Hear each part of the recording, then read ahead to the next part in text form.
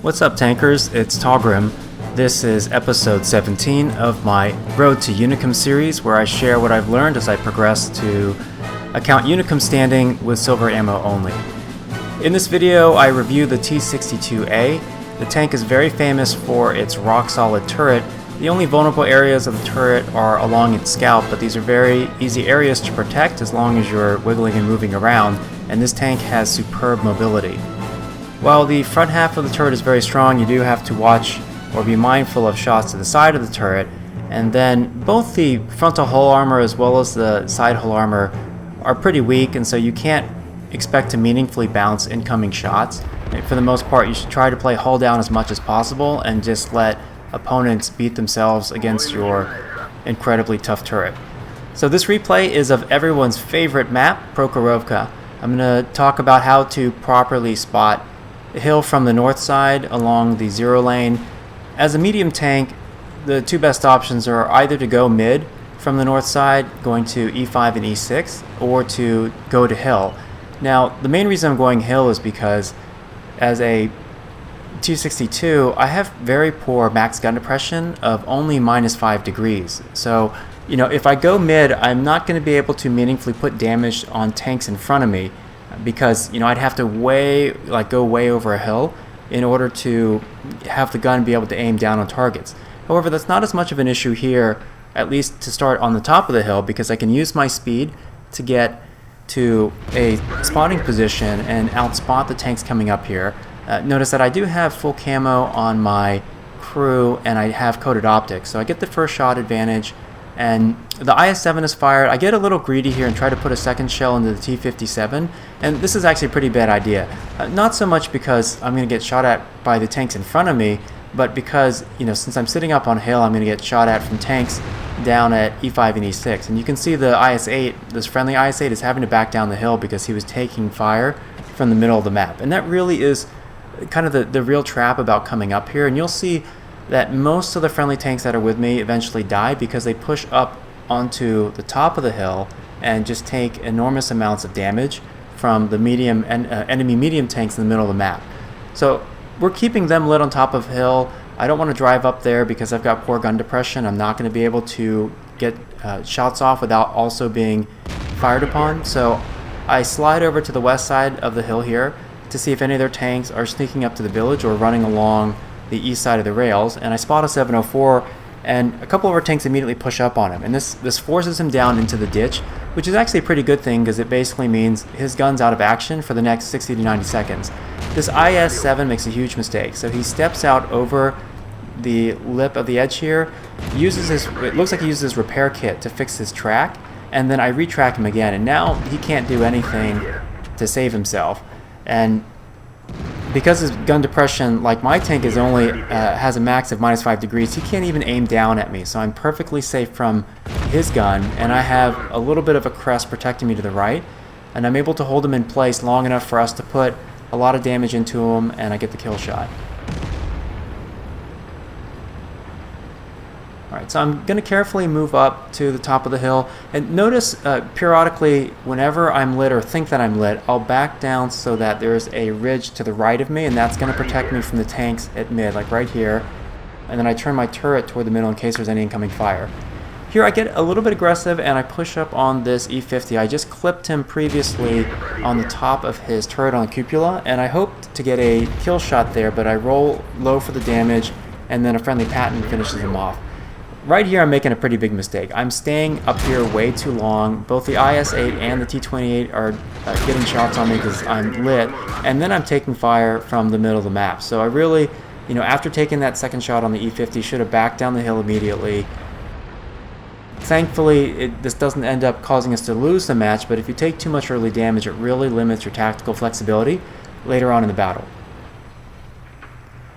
Alright, so we've pretty much cleared out a lot of their tanks on top of the hill. I think we've already killed 4 of them, or we've killed 3 of their tanks. And ideally, our friendly tanks at E5 and E6 would be spotting their tanks at F5 and F6 so that we would have the tanks up on hill would have something to shoot at, but they're not really kind of upholding their end of the bargain. I mean, it's okay, I'm getting so much spotting credit and they're shooting tanks up on the hill that we're wrecking them on the hill. And as it turns out, whereas most of our tanks are on the west side of the map, most of their tanks went to the east side of the map. So we're actually, beating them on this side of the map even though we're outnumbered. Although eventually we do lose a number of our tanks here because our friendly tanks on top of the hill keep pushing forward and are totally leaving themselves exposed to flanking fire from the middle of the map. And you'll notice, like I said, whenever I fire, I try to back up so that there is a ridge or crest hiding my hull from the tanks to the right of me or to the west of me, and then I turn my turret to face in that direction in case anyone decides to fire. And I guess it's such a deterrent. I don't even get fired on. In a lot of cases, people will fire on me and then just waste their shells and put themselves on reload.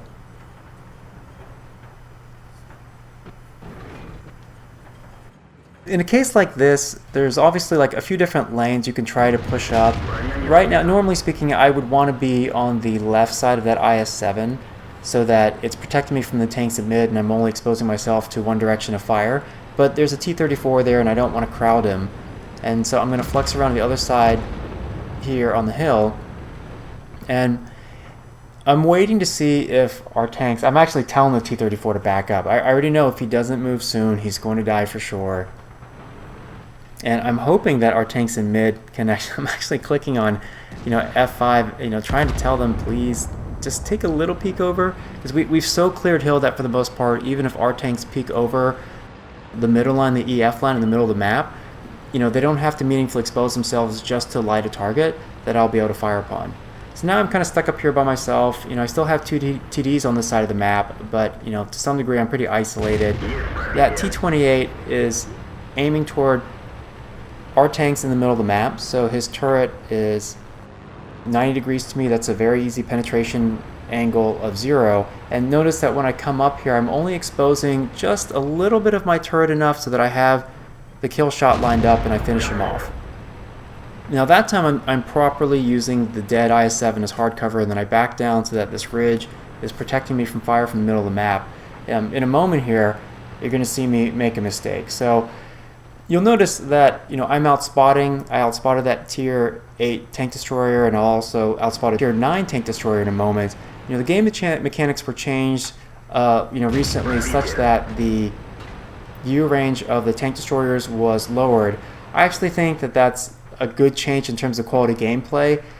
Previously, when tank destroyers had longer view range, or view range that was more equivalent to other tanks such as mediums and heavies, when you get to late game situations where you'd have TDs sitting with binoculars camping in a bush, they would always have the first shot advantage, almost always over any other tank, because they would outspot them. And generally speaking, tank destroyers have high alpha guns, high penetrating guns, and so it would create a context where a very low skill cap style of play, just sitting in camping bushes, was highly effective.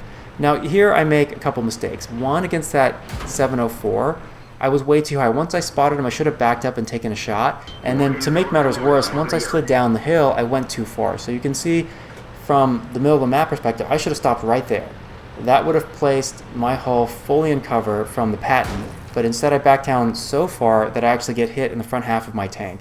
It's a very easy to correct mistake, but again, if I allow myself to take a lot of this type of easily avoidable damage, that could really hurt us toward late game. Now obviously we're up pretty big here. The west side of the map, because we had greater numbers than them, even from the beginning of the game, eventually our tanks west broke it wide open, and really I'm just kind of holding them here to prevent us from losing control of hill. This Patton, I'm aiming a little bit behind him because I'm misreading the situation. He's actually pushing north over the EF line because he has no choice. He's being flushed out by our 140, and if I had realized that, I would have been aiming in front of him and could have landed some shells in him, potentially gotten the kill. So I just misread that situation. Sometimes these are things you kind of really need to be able to read fluidly in real time and make a good decision. In that case, I made the wrong call.